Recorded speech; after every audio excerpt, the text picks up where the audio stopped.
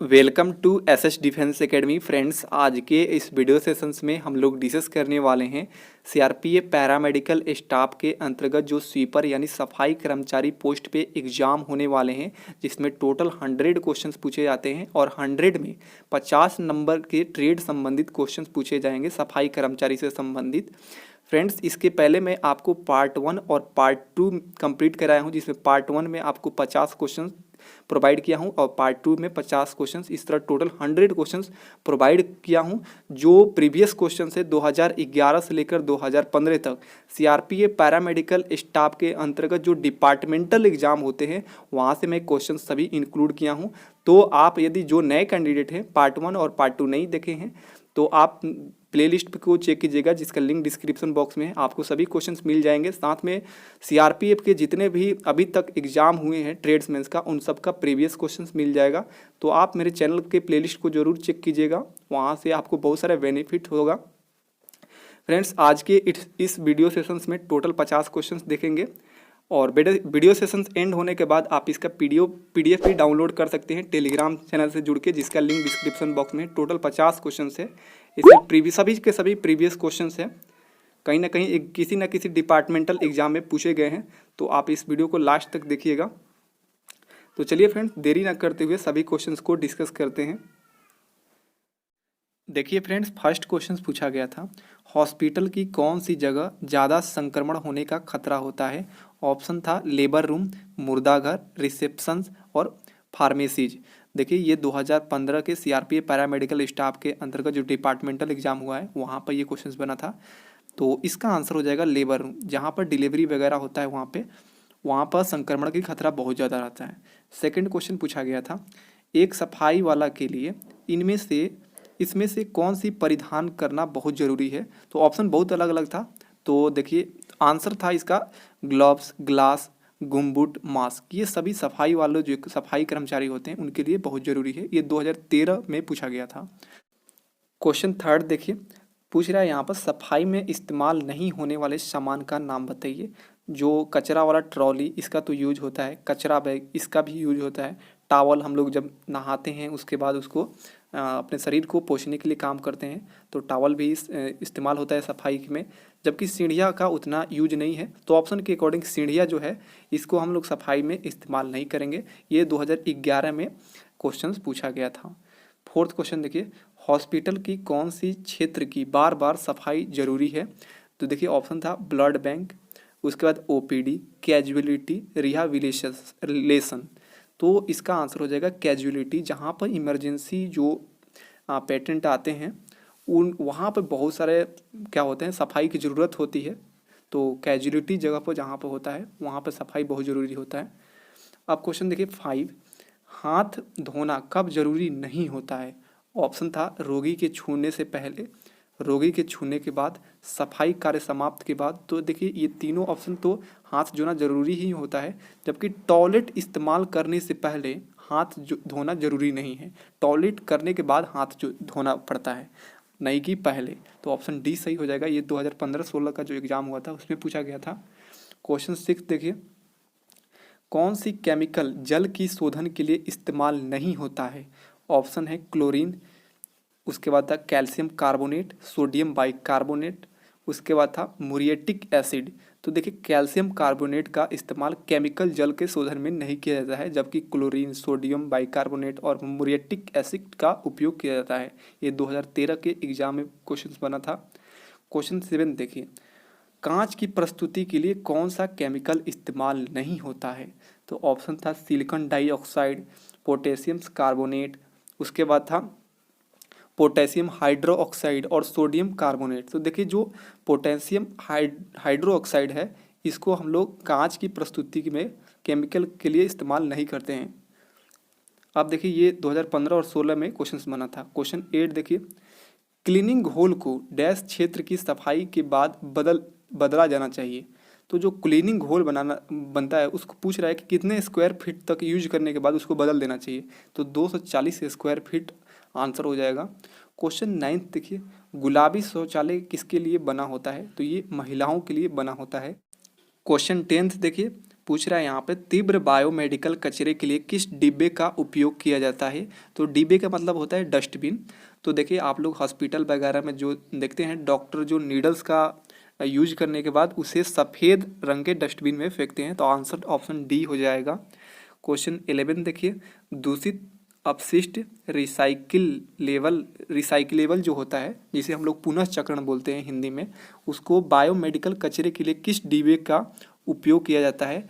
तो इसका आंसर हो जाएगा लाल रंग के डब्बे में फेंका जाता है। तो दूषित अपशिष्ट का मतलब क्या होता है, देखे होंगे आप लोग हॉस्पिटल वगैरह में जो पानी के जैसे ग्लूकोज के बोतलें चढ़ती हैं, तो वो जो प्लास्टिक का होता है उसे हम लोग क्या करते हैं, ऐसे नहीं खुले में नहीं फेंकते हैं, उसे लाल रंग के डस्टबिन में फेंकते हैं ताकि उसका रिसाइकिल हो सके, पुनः चक्रण हो सके, उसका फिर से यूज किया जा सके, मतलब उसको रिसाइकिल लेबल करके। आप देखिए क्वेश्चन 12, क्लिनिकल लैब और फार्मास्यूटिकल कचरे के लिए किस डिब्बे का उपयोग किया जाता है। तो जो क्लिनिकल लैब जो होता है, लैब से जितने भी वहाँ से मटेरियल निकलते हैं, चाहे जितने भी फार्मा होते हैं उनसे जो कचरे निकलते हैं उसको पीले रंग के डस्टबिन में डाला जाता है। क्वेश्चन देखिए 13, सफाई कर्मचारी के लिए अस्पतालों में प्रयुक्त होने वाला शब्द कौन सा है। तो देखिए उन्हें हाउस कीपिंग स्टाफ के नाम से जानते हैं, जो सफाई कर्मचारी होते हैं उसे हॉस्पिटल में हाउस कीपिंग स्टाफ बोलते हैं। तो ये बहुत अच्छा क्वेश्चन है। 14 देखिए, ऑपरेशन रूम या लेबर रूम के फर्श की सफाई कितने दिनों पर होना चाहिए। तो देखिए ऑप्शन था रोज, साप्ताहिक, महीने में, सालाना यानी साल में। तो इसका आंसर हो जाएगा डेली। इसका वहाँ पर सफाई की बहुत ज़रूरी होती है ऑपरेशन रूम में और लेबर रूम में जहाँ पर डिलीवरी होता है। क्वेश्चन 15 देखिए, वार्डो शौचालय से मकड़ी का जाल को हटाने का कार्य किया जाता है, किसके द्वारा किया जाता है। तो हाउस कीपिंग स्टाफ, यानी हम लोग बोलते हैं सफाई कर्मचारी, लेकिन इसे हॉस्पिटल में हाउस कीपिंग स्टाफ बोला जाता है। ऑप्शन डी सही हो जाएगा। क्वेश्चन 16 देखिए, मरीजों को यूरिनल निकालना, बेड की सफाई, बेड को बदलना, इस तरह की ये सभी काम कौन करते हैं। तो ये भी हाउस कीपिंग स्टाफ करते हैं, जिसे हम लोग नॉर्मली सफाई कर्मचारी बोलते हैं। इसका हिंदी नाम होता है गृह व्यवस्था कर्मचारी। क्वेश्चन 17 देखिए, मूत्र मल के नमूने एकत्र करना और उसे प्रयोगशालाओं तक, मतलब लैब तक लेकर जाना किसका कार्य होता है। तो ये भी हाउस कीपिंग स्टाफ का होता है। क्वेश्चन 18 देखिए, एंटी माइक्रोबियल साबुन और पानी के साथ हाथ लगाने से पहले हम लोग क्या करना चाहिए। तो देखिए जो भी एंटी माइक्रोबियल साबुन या पानी होता है उसमें हाथ लगाने से पहले हमें ऑप्शन था यहाँ पर दस्ताने का नया सेट लगाना चाहिए, नया जूते का सेट लगाना चाहिए, वर्दी का नया सेट लगाना चाहिए। तो यहाँ पर अच्छा ऑप्शन ए जो है दस्ताने का नया सेट लगा लेना चाहिए ताकि हम लोग सेफ रहें। ऑप्शन ये सही हो जाएगा। क्वेश्चन 19 देखिए, ओपीडी का पूर्ण रूप यानी फुल फॉर्म पूछा गया है। तो ये अच्छा यहाँ पर फुल फॉर्म मैंने इंक्लूड किया हूँ। तो ओपीडी का मतलब होता है out patient department. Out patient department का मतलब क्या होता है कि मान लीजिए आप नॉर्मली आपको बुखार हो गया, सर दर्द हो गया, तो आप किसी हॉस्पिटल में गए तो आपको बोलेगा कि ओपीडी में जाइए, वहाँ पर दिखाइए। मतलब होता है बाह्य रोगी विभाग, यानी बाहरी जो रोग होता है उसको वहाँ पर देखा जाता है। क्वेश्चन 20 देखिए, आईसीयू का पूर्ण रूप क्या है। तो इसका आंसर होता है इंटेंसिव केयर वार्ड्स। मतलब ऐसा जहाँ पर गहन देखभाल होता है, किसी को इमरजेंसी हो गया, जिसे को मान लीजिए डायरेक्टली एक्सीडेंट हो गया, तो उसको कहाँ पर लेकर जाया जाता है, आईसीयू में लेकर चला जाता है डॉक्टर। वहाँ पर गहन देखभाल होता है, हर एक रोगी पे एक स्टाफ को लगाया जाता है। क्वेश्चन 20 देखिए, ओटी का फुल फॉर्म क्या होता है। तो आप सभी जानते हैं, आप सभी देखे होंगे, ओटी मतलब ऑपरेशन थिएटर।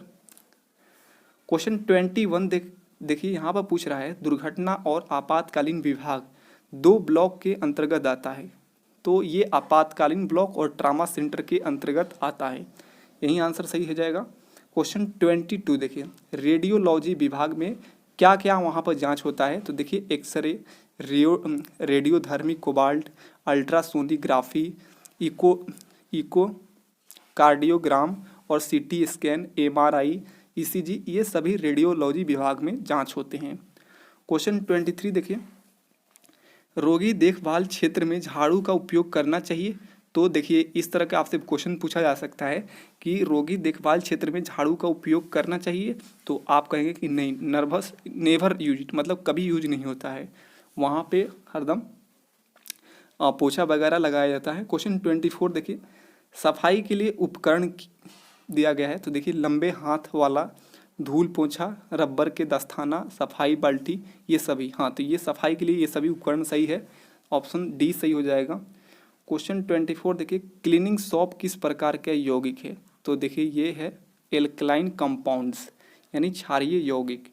क्वेश्चन 25 देखिए, साबुन आमतौर पर किसको साफ करने के लिए उपयोग किया जाता है, तो देखिए ये सतहों की गंदगी और कार्बनिक पदार्थ को सफाई के लिए यूज किया जाता है साबुन का। 26 देखिए, CSP का फुल फॉर्म क्या होता है, तो इसका आंसर होता है सेंट्रल सप्लाई डिपार्टमेंट यानी केंद्रीय आपूर्ति विभाग। 27 देखिए, CSSD का फुल फॉर्म क्या होता है, तो सेंट्रल स्ट्राइल सप्लाई डिपार्टमेंट। देखिए नेक्स्ट क्वेश्चन 28, स्वच्छ भारत का सपना किसने देखा था, तो इसका आंसर हो जाएगा महात्मा गांधी ने। क्वेश्चन 29 देखिए, SBM का पूर्ण रूप क्या होता है, तो इसका आंसर होता है स्वच्छ भारत मिशन। 30 देखिए, स्वच्छता की ओर एक कदम का नारा किससे संबंधित है, तो ये स्वच्छ भारत अभियान से संबंधित है। क्वेश्चन 31 देखिए, निर्मल भारत अभियान किससे संबंधित है, तो ये ग्रामीण स्वच्छता कार्यक्रम से संबंधित है। क्वेश्चन 32 देखिए, ब्लीचिंग पाउडर में डैश होता है, तो क्या होता है, क्लोरीन होता है। क्वेश्चन 33 देखिए, अपशिष्ट पदानुक्रम में 3R का संदर्भित करता है, तो देखिए आप सभी देखे होंगे 3R का मतलब होता है रिड्यूस, रीयूज, रिसाइकिल। मतलब हमें किसी भी जैसे प्लास्टिक होता है उसे कम यूज करना चाहिए, अगर यूज भी कर रहे हैं तो उसका रीयूज कीजिए या रिसाइकिल कीजिए। तो 3R का मतलब होता है रिड्यूस, रीयूज, रिसाइकिल। 34 देखिए, WHO का पूर्ण रूप क्या है, तो वर्ल्ड हेल्थ ऑर्गेनाइजेशन। 35 देखिए, नारियल के झाड़ू का उपयोग कहाँ होता है, तो देखिए खुरदार परत पर यानी रॉफ सरफेस पे इसका उपयोग किया जाता है, नहीं कि प्लेन सरफेस से। 36 देखिए, हमें कूड़े को हमेशा डैश में फेंकना चाहिए, ऑप्शन रहेगा। देखिए ऑप्शन पूछा गया था, ये क्वेश्चन पूछा गया है, रोड पर, नालों में, नदी में, कूड़ेदान में, तो देखिए हमें कूड़ा को हमेशा कूड़ेदान में फेंकना चाहिए। 37 देखिए, फूल झाड़ू यानी डस्ट ब्रूम जो होता है का प्रयोग कहाँ होता है, तो ये चिकनी सतह पर किया जाता है। 38 देखिए, बांस झाड़ू का उपयोग किस जगह पर किया जाता है, तो देखिए मैदान में, रोड पे, कच्ची सड़क पे, तो ये तीनों जगह पर उपयोग किया जाता है, इसलिए उपयोग सभी हो जाएगा। 39 देखिए, बांस झाड़ू को पकड़ने का सही तरीका क्या है, तो देखिए बहुत अच्छा क्वेश्चन पूछा गया था। दाएं हाथ से ऊपर की ओर पकड़ा जाता है और बाएं हाथ के बीच में रखा जाता है। 40 क्वेश्चन देखिए, फावड़ा का उपयोग किया जाता है, तो देखिए मिट्टी, बर्फ, रेत के कचरे को उठाने के लिए किया जाता है फावड़ा का। 41 के देखिए, अपशिष्ट पदार्थ से पुनः पदार्थों को प्राप्त करने की विधि क्या है, तो ये कचरे का पुनर्चक्रण कहलाया गया है, यानी रिसाइकलिंग ऑफ वेस्ट। क्वेश्चन 42 देखिए, कौन से दस्ताने डिस्पोजेबल दस्ताने होते हैं, तो जो आप सभी देखे होंगे हॉस्पिटल में जो डॉक्टर्स वगैरह लेकर हाथ में लगाए रहते हैं, जो मरीज को देखते हैं, तो उसको वो क्या यूज करने के बाद उसका उपयोग नहीं करते हैं, उसे डिस्पोजल कर देते हैं, फेंक देते हैं, तो इसका उपयोग कहाँ होता है, तो चिकित्सा दस्ताने के रूप में होता है। 43 देखिए, MBBS का फुल फॉर्म क्या होगा, तो बैचलर ऑफ मेडिसिन और बैचलर ऑफ सर्जरी। 44 देखिए, आग बुझाने वाले यंत्र में कौन सी गैस होती है, तो ये कार्बन डाइऑक्साइड गैस होता है, यानी CO2 होता है। 45 देखिए, कौन सा सोडा कुकिंग के लिए उपयोग किया जाता है, ऑप्शन देखिए कास्टिक सोडा, खार राख, सोडियम ऑक्साइड, पाक सोडा। देखिए हिंदी में पाक सोडा बोलते हैं, जबकि इसे इंग्लिश में बेकिंग सोडा बोला जाता है, तो इसे ही कुकिंग में उपयोग किया जाता है। देखिए ऑप्शन क्या होता है ना, कि ऑप्शन हिंदी वाला लैंग्वेज जो होता है ना, बड़ी डिफिकल्ट लेवल होता है, तो आपको जब समझ में ना आए ऑप्शन, तो आप इंग्लिश वाला जरूर पढ़िएगा, वहाँ पर समझ में आ जाएगा। क्वेश्चन 46 देखिए, कौन सा फिनाइल फर्श में धब्बे बनाता है, तो जो हरा वाला फिनाइल है वो फर्श में धब्बे बना देता है। 47 देखिए, सफाई के लिए किस प्रकार के कपड़े बहुत उपयोगी होते हैं, ऑप्शन था पॉलिएस्टर, माइक्रोफाइबर, कपास, सनी। तो देखिए माइक्रोफाइबर के जो कपड़े होते हैं वो सफाई के लिए बहुत ही अच्छा होते हैं। 48 देखिए, ग्लास से धूल कणों को हटाने के लिए कौन सा सबसे अच्छा तरीका है, तो डिटर्जेंट, पानी, गीले मॉप, सूखा कपड़ा। तो सूखे कपड़े से हम लोग गिलास की धूल कणों को अच्छे से सफाई कर सकते हैं। 49 देखिए, वाइपर का उपयोग किसके लिए किया जाता है, तो ये पानी की सफाई को हटाने के, जिसे वाइपर होता है ना, पानी की सफाई के लिए किया जाता है। क्वेश्चन 50 देखिए, हैंड सैनिटाइजर में एथाइल की मात्रा कितना होती है, तो ये 80% होता है। इस तरह आज हम लोग 50 क्वेश्चन देखें, ये स्वीपर पोस्ट के लिए था, हम लोग कुक पोस्ट के लिए भी लाएंगे, सभी क्वेश्चंस को देखेंगे। और इसके लगभग अभी 4 या 5 पार्ट आएंगे जिसमें 50 क्वेश्चन देखने को मिलेगा। तो आप नए कैंडिडेट हैं वो चैनल से जुड़ जाइए और इस PDF को डाउनलोड कर लीजिए टेलीग्राम चैनल से जुड़ के, जिसका लिंक डिस्क्रिप्शन बॉक्स में है। मिलते हैं नेक्स्ट वीडियो के एनालिसिस में, तब तक के लिए जय हिंद।